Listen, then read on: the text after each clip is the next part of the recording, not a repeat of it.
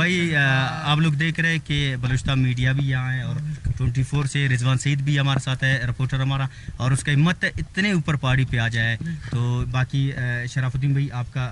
हम लोग शुक्रिया अदा करते हैं, आपके दोस्तों का, कि आप लोगों ने